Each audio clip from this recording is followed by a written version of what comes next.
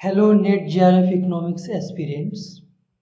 तो इस वीडियो में मैं बहुत कॉमन क्वेश्चन जो एक एस्पिरेंट्स के माइंड में होते हैं उसे एड्रेस करने की कोशिश करूंगा। कॉमन क्वेश्चंस आई मीन जो इकोनॉमिक्स की तैयारी कर रहे हैं, नेट जेआरएफ इकोनॉमिक्स की तैयारी कर रहे हैं, उनके माइंड में कुछ क्वेश्चन होते हैं। इनमें से कोई एक क्वेश्चन आपके माइंड में जरूर रहा होगा कभी न कभी, या अभी होगा, जिसका आंसर आप खोज रहे होंगे। तो मैं इस वीडियो में यही कोशिश करूंगा कि आपको इन सारे क्वेश्चन का आंसर मिल जाए, और स्पेशली मेरा फोकस होगा ये क्वेश्चन नंबर 3। तो चलिए शुरू करते हैं और देखते हैं कि क्या क्या आंसर हो सकते हैं इन सारे क्वेश्चंस के।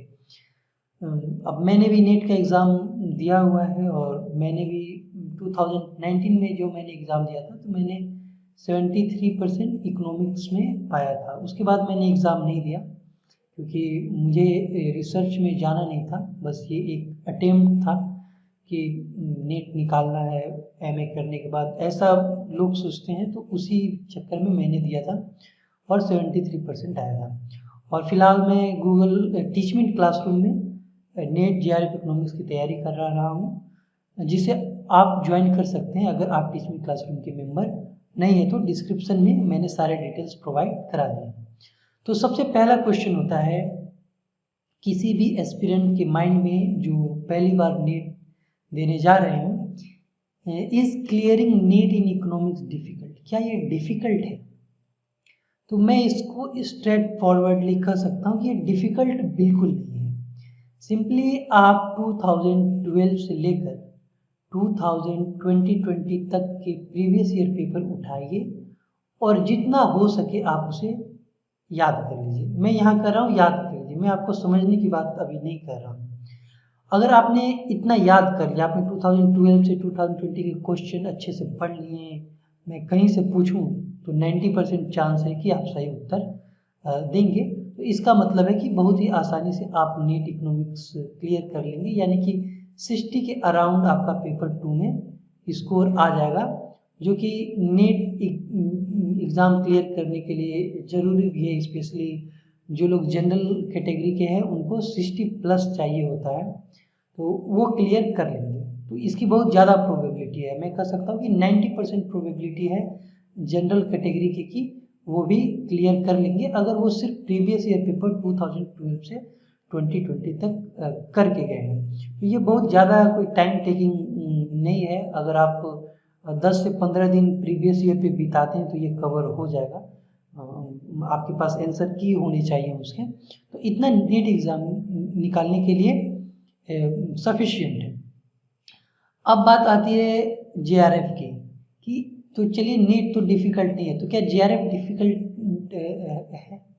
तो मैं कहूँगा कि जेआरएफ इस समवट डिफ़िकल्ट, मतलब कि नेट से थोड़ा डिफ़िकल्ट है। अब डिफ़िकल्ट इन द सेंस कि आपको इकोनॉमिक्स का बिल्कुल भी नॉलेज नहीं है और आपने प्रीवियस ईयर पेपर रट लिया है, तो आपका जेआरएफ निकलेगा इसकी बहुत कम पॉसिबिलिटी है।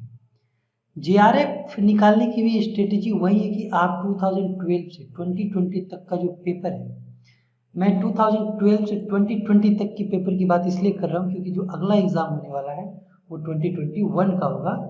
अब और आगे जब आप चले जाइएगा 2022 में, तो मैं कहूँगा कि 2012 से 2021 तक का प्रीवियस ईयर पेपर पढ़ लें। तो आप समझ गए होंगे कि मैं क्या करना चाह रहा हूँ। तो अब यहाँ जेआरएफ की जहाँ तक बात है, तो इसकी भी स्ट्रेटेजी वही होगी कि आप प्रीवियस ईयर पेपर पढ़ें, लेकिन आपके पास थोड़ा इकोनॉमिक्स का नॉलेज होना चाहिए। मतलब नॉलेज कहने का मतलब कि आप क्वेश्चन को इन लिंक कर सके, यानी कि एक क्वेश्चन को दूसरे क्वेश्चन से लिंक कर सके। अगर कोई रिलेटेड क्वेश्चन पूछे जाते हैं किसी पेपर में, तो वो आप लिंक कर सके, या सेम पेपर में कोई रिलेटेड क्वेश्चन है तो वो लिंक करने की एबिलिटी आप में होनी चाहिए। वो तब होगी जब आपको इकोनॉमिक्स की थोड़ी बहुत नॉलेज होगी। अगर आप उतना भी कर पा रहे हैं तो आप इसके बेसिस पे एक अच्छा नोट्स बना सकते हैं जो आपको जेआरएफ दिलवा देगा। वो काफ़ी है। जेआरएफ दिलवा देने का मतलब कि आपने 70 के पार 70% के ऊपर स्कोर ला दिया है, यानी कि लगभग आप, अगर आप जनरल कैटेगरी से है तो आपने 75+ % पेपर 2 में ला दिया है, तो आपका जनरल कैटेगरी से सिक्योर हो जाएगा इकोनॉमिक्स का पेपर। तो ये स्ट्रेटेजी हो सकती है नीट और जेआरएफ की, जो कि मुझे नहीं लगता है कि बहुत डिफ़िकल्ट है। नीट तो खैर कोई भी कर सकता है और एक एवरेज स्टूडेंट जेआरएफ भी बहुत आसानी से कर सकता है। सिमिलर स्ट्रेटेजी मैंने बताई दोनों के लिए है। बस यही है कि जेआरएफ में आपके का जो एग्जिस्टिंग नॉलेज और अंडरस्टैंडिंग है वो भी मैटर करती है, आप कितनी चीज़ों को इंटरलिंक कर सकते हैं वो भी मैटर करती है। अब आते हैं अपने फाइनल क्वेश्चन पे कि क्या 95% प्लस स्कोर करना नीट जेआरएफ इकोनॉमिक्स पेपर 2 में पॉसिबल है? अगर है तो वो कैसे है, और अगर नहीं है तो क्यों नहीं है? तो मैं यही कहूँगा कि 95% प्लस एक आइडियल स्कोर है। आइडियल स्कोर में कहूँगा, मैं ये नहीं कहूँगा कि ये इम्पॉसिबल है, ये जेन्युइनली एक आइडियल स्कोर है। और मैं आपको इसके लिए कोई ट्रिक नहीं बता सकता कि इस ट्रिक को आप फॉलो करें तो आप 95% क्रॉस कर जाएंगे, क्योंकि ये ट्रिक की बात है ही नहीं। पहली बात तो कम से कम आपको एवरेज नॉलेज होना चाहिए इकोनॉमिक्स का, यानी कि आप इकोनॉमिक्स में एक एवरेज स्टूडेंट रहे होंगे जो 50 से 60% एग्ज़ाम में लाता हूँ पढ़ के लाता है, यानी कि दूसरे के नोट्स कॉपी करके वैसा नहीं, पढ़ के जो 50 टू 60% मार्क्स अपने ग्रेजुएशन और पोस्ट ग्रेजुएशन के पेपर में ला देता है। तो मैं ऐसे एक एवरेज स्टूडेंट की बात कर रहा हूँ कि वो किस डायरेक्शन को लेकर चले तो वो 95% प्लस भी स्कोर कर सकता है। जैसा कि मैंने कहा कि ये एक बहुत आइडियल स्कोर है, लेकिन इम्पॉसिबल नहीं है। आइडियल कहने का मतलब कि जनरली लोग नहीं कर पाते हैं, इसीलिए मैं कहता हूँ आइडियल। आइडियल मतलब कि आप जैसा एक पर्सन के बारे में सोचते हैं कि ऐसा होना चाहिए, वैसा पर्सन आपको कभी मिलता नहीं है रियल लाइफ में। तो उसी तरह ये 95% प्लस एक आइडियल स्कोर है जो आपको रियल लाइफ में शायद ही कभी एक दो मिल जाए। तो चलिए देखते हैं हम 95% प्लस कैसे स्कोर कर सकते हैं। एटलीस्ट कोशिश तो आप कर सकते हैं 95% प्लस स्कोर करने की। तो किस डायरेक्शन में आप जाएं तो आप कर सकते हैं। अब मैं आपको ये नहीं बोलूँगा कि जितने भी 10 पोर्शन दिए हुए हैं आपके सिलेबस में तो सभी पे एक अच्छी बुक्स आप पढ़ लें, बहुत अच्छे से उस बुक्स को पढ़ लें तो आप कर पाएंगे। एक्चुअली ये एक इम्पॉसिबल चीज़ है कि आपको कुछ महीनों में इतनी सारी बुक्स पढ़नी है, जो कि पॉसिबल बिल्कुल भी नहीं है। तो मैं एक ऐसा स्ट्रेटेजी आपको बताऊंगा जो शायद पॉसिबल है, जो हार्ड वर्क करते हैं वो महीने भर में बहुत आसानी से कर सकते हैं, जो बहुत फोकस्ड हैं नेट एग्ज़ाम को लेकर। तो चलिए देखते हैं कि क्या हो सकता है। तो मेन मंत्र तो मैंने बताया कि नीट और जेआरएफ के लिए 2012 से 2020 तक का पेपर को अच्छे से करना है। तो ये भी लागू होता है जो 95% प्लस स्कोर करना चाहते हैं, उन्हें ये करना ही करना है। उन्हें ये सबसे पहले कर लेना चाहिए कि वो 2012 से 2020 तक के पेपर को अच्छे से पढ़ लें, ताकि मैं कहीं से अगर उनसे पूछूं तो वो उसे बता दें। ऐसी आपके पास प्रिपरेशन होना चाहिए। तो ये मेन मंत्र है, लेकिन इस पे आप डिपेंडेंट नहीं रह सकते। 95% प्लस अगर आपको स्कोर करना है तो आपको चाहिए कि कुछ एडिशनल आप करें, क्योंकि 95% मतलब यू आर एक्स्ट्रा ऑर्डिनरी।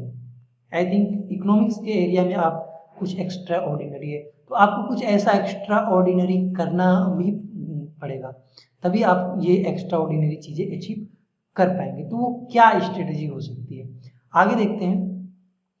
तो सबसे पहली चीज़ तो यही है कि ऐसे बुक्स आपको पढ़नी चाहिए जो ऑथेंटिक हो और जिसमें इन चैप्टर एमसीक्यूज हो। तो आपके बहुत सारे सब्जेक्ट होते हैं इकोनॉमिक्स में, micro, macro, international, growth economics, development economics, statistics, econometrics, बहुत सारे सब्जेक्ट होते हैं और आपको उन सब्जेक्ट से एमसीक्यूज पूछे जाते हैं। तो आपको ऐसे ऑथेंटिक बुक्स देखनी चाहिए जिनमें इन चैप्टर एमसीक्यूज दिए गए हैं और आपको उन्हीं एमसीक्यूज को कवर करना है। तो आप खोजना शुरू करेंगे कि इन चैप्टर एमसीक्यूज किस बुक में आपको मिल जाएंगे। तो आपको उतना खोजने की जरूरत नहीं है, मैं आपको यहाँ बता देता हूँ कि कौन सी ऐसी बुक्स हैं जो ऑथेंटिक भी हैं और जिससे क्वेश्चन पूछे भी जाते हैं नीट्स में। बहुत बार मैंने देखा है कि उनसे क्वेश्चन एकदम से मैच कर जाते हैं इन सब बुक्स से। तो उन्हीं को मैंने यहाँ कंपाइल किया है और वही मैं आपको बता रहा हूँ। और उसके अलावा भी कुछ एडिशनल चीज़ें मैं बताऊँगा इंडियन इकोनॉमी के लिए जो ज़रूरी है, क्योंकि इंडियन इकोनॉमी को लेकर बहुत लोग समय बर्बाद करते हैं अपना। इंडियन इकोनॉमी की जो तैयारी करते हैं, जो सोचते हैं कि इंडियन इकोनॉमी में मुझे 10 में 10 लाना है, वो यूपीएससी लेवल की तैयारी करने लगते हैं। और उसमें क्या होता है कि इंडियन इकोनॉमी के चक्कर में वो अपना बाकी पेपर खराब कर लेते हैं, क्योंकि इंडियन इकोनॉमी है ही उतना लेंदी चीज़। तो देखते हैं। तो सबसे पहले देखिए कि आपको उस ऐसे बुक्स को चूज करना है जिसमें इन चैप्टर एमसीक्यूज हो। जिसमें उसमें सबसे पहला आता है स्वार्म आउटलाइन माइक्रो इकोनॉमिक्स। तो स्वार्म आउटलाइन माइक्रो इकोनॉमिक्स में जहाँ तक मुझे याद है 15 चैप्टर्स हैं और हर चैप्टर के एंड में 12 एमसीक्यूज दिए गए हैं और बहुत ही रेलेवेंट एमसीक्यूज हैं नीट एग्जाम के लिए। और जैसा कि नीट एग्जाम में बहुत डिफिकल्ट क्वेश्चन नहीं पूछे जाते हैं, न्यूमेरिकल्स बहुत डिफिकल्ट नहीं पूछे जाते हैं, इजी ही पूछे जाते हैं और बहुत कॉन्सेप्चुअल क्वेश्चन पूछे जाते हैं। तो उसी टाइप के क्वेश्चन आपको इस बुक्स में मिल जाएंगे और बहुत रेलेवेंट है और बहुत मैच भी करेंगे आपके नेट के प्रीवियस ईयर पेपर से। और इससे क्या होगा कि आपका टॉपिक वाइज एमसीक्यू कवर हो जाएगा। अब नेट की जब प्रीवियस ईयर पेपर आप पढ़ रहे हैं, जैसा कि मैंने कहा कि 2012 से 2020 तक पढ़ना है, तो आपको वहाँ क्वेश्चन रैंडम मिलेंगे। यानी कि एक माइक्रो इकोनॉमिक्स का क्वेश्चन आएगा, फिर मैक्रो का आ जाएगा कुछ क्वेश्चन के बाद, फिर ग्रोथ का आ जाएगा। तो उस तरह रैंडमली आपको वहाँ पे पढ़ना पड़ेगा। तो रैंडमली वहाँ पे आप जाते हैं तो रैंडमली उतनी चीज़ें क्लियर नहीं होती हैं। लेकिन जब आप कोई बुक लेकर चलते हैं जिसमें इन चैप्टर एमसीक्यूज हो, तो आप टॉपिक वाइज चीज़ों को कवर कर सकते हैं। तो वहाँ क्वेश्चन को समझने में आपके लिए बहुत आसानी हो जाती है। तो इस बुक को करने के बाद जो भी माइक्रो इकोनॉमिक्स के क्वेश्चन होंगे, लगभग 10 क्वेश्चन हो सकते हैं, क्योंकि जो एग्ज़ाम होता है उसमें आपके 100 क्वेश्चन होते हैं और हर टॉपिक से 10 क्वेश्चन हो सकते हैं। लेकिन आजकल तो एक 10 मार्क्स का पैराग्राफ भी पूछा जाता है, तो आप 90 क्वेश्चन ही मान के चलें, तो एटलीस्ट 9 क्वेश्चन तो पूछे ही जाएंगे। तो अगर आपने ये कर लिया तो आप माइक्रो इकोनॉमिक्स में जो भी क्वेश्चन पूछे जाएंगे उसके लगभग सभी क्वेश्चन आप कर पाएंगे। हो सकता है एक दो गलती से मिस हो जाए, लेकिन लगभग आप सभी कर पाएंगे, क्योंकि इसमें कुछ छोड़ा नहीं गया है माइक्रो इकोनॉमिक्स को लेकर। और ये ऐसा भी नहीं है कि जो आप एच एल आहूजा की बुक पढ़ते हैं उसकी तरह बहुत ही लेंदी बुक है। ये बिल्कुल लेंदी बुक नहीं है। ये बुक एकदम टू द पॉइंट बुक है। आप इसे बिल्कुल पढ़ सकते हैं, आपका बहुत सारा समय नहीं जाएगा इसमें। बहुत मोटी बुक ये नहीं है, 300 से भी बहुत कम पेज है इसमें। आई थिंक 250 के आसपास ज़्यादा से ज़्यादा होंगी। तो स्वार्म आउटलाइन की सारी बुक्स इसी तरह हैं, वो बहुत मोटी नहीं होती और टू द पॉइंट होती हैं। और फिर दूसरा बुक वहीं आता है, Schaum's Outlines microeconomic by Eugene Diulio. अब ये इन लोगों का नाम ही अजीब है। वो डायलॉग कहते हैं ना कि नाम लो तो ससुर जीभ टेढ़ी हो जाती है, तो कुछ उसी तरह के इन लोग का नाम है। लेकिन नाम से छोड़िए, हमें काम से मतलब है। तो स्वार्म आउटलाइन मैक्रो इकोनॉमिक्स की जो बुक होती है, वो उस बुक में भी इन चैप्टर एमसीक्यूज आपको मिल जाएंगे, जिसमें हर चैप्टर के बाद 10 एमसीक्यूज आपको मिल जाएंगे। तो इससे मैंने देखे हैं बहुत सारे क्वेश्चन रिपीट होते हैं। आई मीन बहुत सारे क्वेश्चन नेट में पूछे जाते हैं। तो ये बहुत ही आइडियल बुक है आपके एमसीक्यू प्रिपरेशन के लिए, मैक्रो इकोनॉमिक्स पोर्शन के लिए। तो अब मैक्रो इकोनॉमिक्स में आपका यहाँ ग्रोथ एंड डेवलपमेंट भी ग्रोथ इकोनॉमिक्स भी आ जाता है। डेवलपमेंट इकोनॉमिक्स तो नहीं आएगा, लेकिन ग्रोथ इकोनॉमिक्स के भी बहुत सारे पोर्शन आ जाते हैं इस बुक में, तो वो भी आपका कवर हो जाएगा। अब तीसरा आता है swarm outline international economics bye domestic Salvatore. ये इंडियन एडिशन एक अलग से आता है, तो वो बुक आपके लिए बहुत अच्छी है। सल्वाटोर ने ऐसे इंटरनेशनल इकोनॉमिक्स की बुक भी लिखी है, वो भी बहुत अच्छी बुक है। लेकिन आपको नेट की एग्ज़ाम की तैयारी करनी है, आपको एमसीक्यूज के प्रैक्टिस करने हैं, टॉपिक वाइज प्रैक्टिस करने हैं, तो ये बुक आपके लिए काफ़ी अच्छी बुक साबित हो सकती है। एक्चुअली मैंने इस बुक को रियली में देखा नहीं है कि ये बुक्स में इन चैप्टर एमसीक्यूज हैं कि नहीं। आई थिंक होनी चाहिए, क्योंकि ये बुक भी सल्वाटोर ने लिखी है और ये भी सल्वाटोर ने लिखी है, तो इसमें भी होनी चाहिए।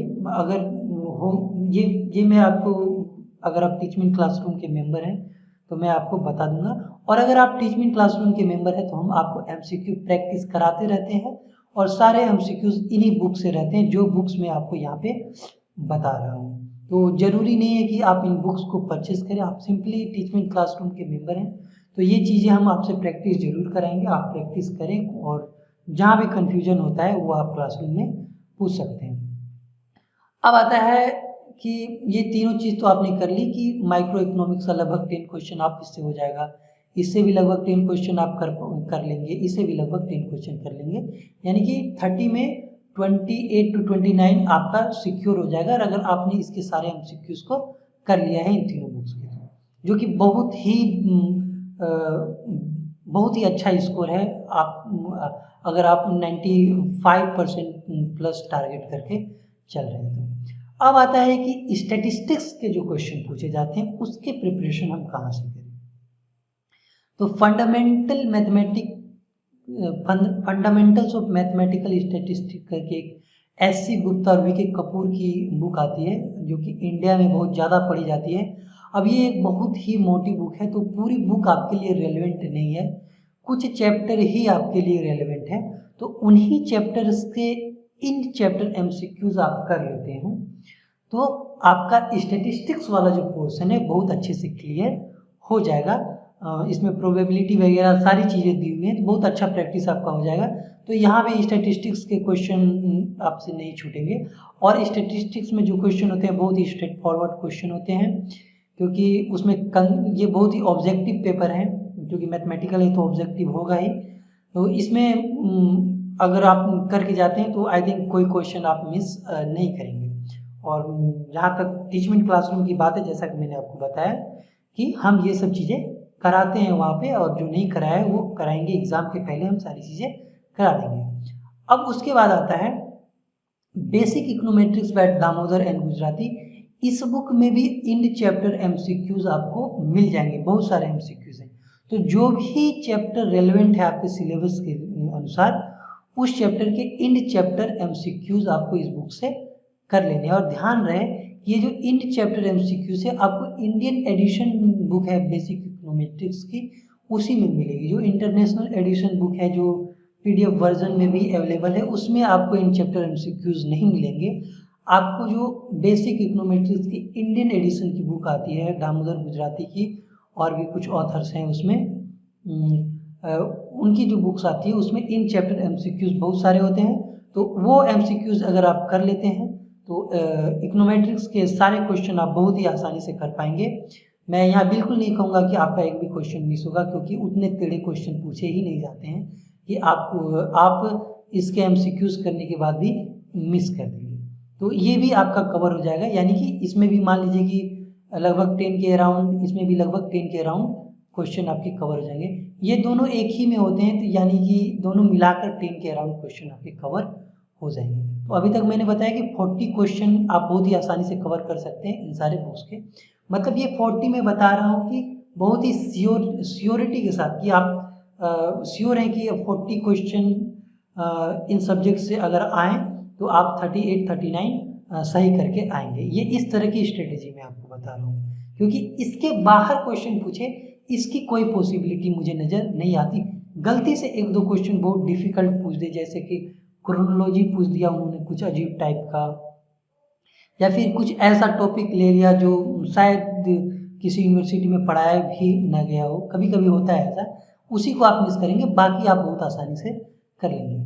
अब आती है इंडियन इकोनॉमी की बात। तो इंडियन इकोनॉमी में ज़्यादातर स्टूडेंट बहुत ज़्यादा समय बर्बाद करते हैं अपना, वो एकदम से यूपीएससी लेवल की तैयारी करने लगते हैं। तो मैं आपको यही सजेस्ट करूँगा, इसका कॉस्ट तो बहुत ज़्यादा है, यानी कि समय आपको ज़्यादा लगेगा, लेकिन जो बेनिफिट आपको इससे मिलेगा वो बहुत कम मिलेगा। तो उसके लिए जो सबसे अच्छी स्ट्रेटेजी हो सकती है जिसमें आप सबसे कम समय में कर सकते हैं वो यही है कि पीआरएस मंथली और ईयरली पॉलिसी रिव्यू आप पढ़ें। मंथली पॉलिसी रिव्यू मतलब कि पीआरएस की हर महीने मंथली पॉलिसी रिव्यू आती है, तो वहाँ से जो इंडियन इकोनॉमी के करंट अफेयर्स के क्वेश्चन होते हैं वो कवर हो जाएंगे। और आप ईयरली पॉलिसी रिव्यू भी एक साल का कम से कम पढ़ लें, यानी कि आप 2000 अभी 2021 चल रहा है तो 2020 से 2021 फाइनेंशियल ईयर की जो ईयरली पॉलिसी रिव्यू अवेलेबल है वेबसाइट पे, उसे आप कर लें, ताकि जो रिसेंट चीज़ें हैं इंडियन इकोनॉमी के बारे में पिछले 1 साल में जो चीज़ें हुई हैं उसे आप कवर कर लेंगे। तो इतना करंट अफेयर्स के लिए काफ़ी है, इससे ज़्यादा मुझे नहीं लगता है आपको करना चाहिए, क्योंकि उसमें आप बहुत ज़्यादा समय बर्बाद कर देंगे। उससे अच्छा है इन सब चीज़ों को आप बार बार करें, और या फिर पेपर 1 पे ज़्यादा ध्यान दें, तो वो ज़्यादा सही रहेगा। और दूसरी बात आती है कि और जो बाकी क्वेश्चन होते हैं इंडियन इकोनॉमी से, उसे हम कहाँ से करेंगे, जो थोड़े स्टैटिक नेचर के होते हैं उसे कहाँ से करेंगे। तो उसके लिए जो प्रीवियस ईयर पेपर में जो इंडियन इकोनॉमी से क्वेश्चन आप देख रहे थे, उसी को बस अपडेट कर लेना है। यानी कि वो जो क्वेश्चन पूछे गए हैं उसमें अगर कोई अपडेट आया है करंट में, तो आप उसे कर लेंगे। जैसे कि MSME का डिफिनेशन अभी बदल गया है, तो MSME से पहले भी क्वेश्चन पूछे जाते थे, अब भी पूछे जाते हैं। तो MSME के जो क्वेश्चन पूछे जाएंगे वो वही क्वेश्चन होंगे, लेकिन उसके ऑप्शन जो होंगे वो नए डिफिनेशन के बेसिस पे होंगे। तो आपको जो लेटेस्ट डेफिनेशन है MSME का उसे देख लेना है। और भी बहुत सारी चीज़ें हैं, जैसे कि SRS का डेटा जो होता है वो अपडेट होते रहता है, तो उसे आपको देख लेना है। फिर आपको जो HID से रिलेटेड अपडेट है उससे अपडेटेड रहना है।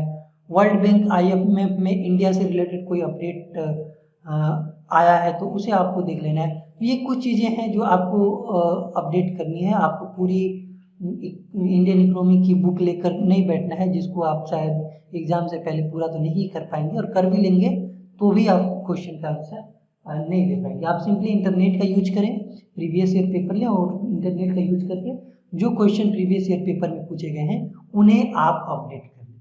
बाकी जो हम नोट्स आपको प्रोवाइड करेंगे उसमें ये सारी चीज़ें होंगी, तो इधर से भी आपको बहुत ज़्यादा टेंशन लेने की ज़रूरत नहीं है। हम जो चीज़ भी क्लासरूम में करा रहे हैं उसे आप फॉलो करें, और यहाँ जो मैंने बताया वो आप अपने लेवल से करते रहें। तो इस तरह से अगर आप चलें तो 95% स्कोर करना एक मंथ या 1.5 मंथ के प्रिपरेशन में पॉसिबल है, बहुत पॉसिबल है। तो वो आप कर सकते हैं, और आई थिंक आपको एक बार प्रयास जरूर करना चाहिए, क्योंकि ये चीज़ आप में इतना कॉन्फिडेंस भर देगा कि आप IAS की तैयारी हो या RBI ग्रेड बी DPR की तैयारी कर रहे हो, उसमें आपके सक्सेसफुल होने के चांसेस बहुत ज़्यादा बढ़ जाएंगे। तो ये मैं कहूँगा कि जो लोग नीट का एग्ज़ाम देने जा रहे हैं वो कोशिश करें कि 95% प्लस स्कोर करें और इस स्ट्रेटजी को फॉलो करें। बस मैं उनसे यही कहूँगा कि इस चीज़ को आप मिस ना करें। सबसे पहले आपकी स्ट्रेटजी का सबसे पहला पार्ट है इस चीज़ को कवर करना, कि 2012 से 2020 तक के प्रीवियस ईयर पेपर को आप इस तरह से याद कर लें कि मैं आपसे पूछूं और आप तुरंत बता दें। वो एक आइडियल कंडीशन होगा, मुझे पता है वो अचीव नहीं कर पाएंगे ज़्यादातर लोग, लेकिन आइडियली आपको वही करना चाहिए। अगर आप बहुत ज़्यादा स्कोर करने की सोच रहे हैं तो आपको ये करना बहुत ज़रूरी है, और बाकी जो मैंने बताया वो तो आप करें जहाँ तक हो सके। मैं नहीं कहता कि आप 100% चीज़ों को कर लेंगे, लेकिन अगर आप प्रयास करते हैं तो आप बहुत हद तक अपने स्कोर को इम्प्रूव कर पाएंगे। अब एक चीज़ मैं आपको और बता देता हूँ कि आपने सोचा कि 60% तो मैंने 15 दिन में ही कर लिया, तो अगला 40% करने में मुझे ये 1-2 महीने क्यों लग जा रहे हैं। वो लगेंगे ही आपको, क्योंकि यही होता है, रिलेशनशिप कुछ ऐसा ही है मार्क्स और टाइम के बीच में। तो इतना कहकर मैं इस वीडियो को ख़त्म करता हूँ, और अगर आपके पास और कोई क्वेश्चन है आप टीचिंग क्लासरूम ज्वाइन करें, और यहाँ भी कमेंट बॉक्स में आप पूछ सकते हैं, लेकिन टीचिंग क्लासरूम ज्वाइन करें और वहाँ पूछे तो आपके लिए ज़्यादा अच्छा और ज़्यादा फिजिबल होगा वहाँ क्वेश्चन पूछना आपके लिए, क्योंकि वहाँ बहुत सारे ऑप्शन आपके पास अवेलेबल होते हैं। Thank you for joining this session.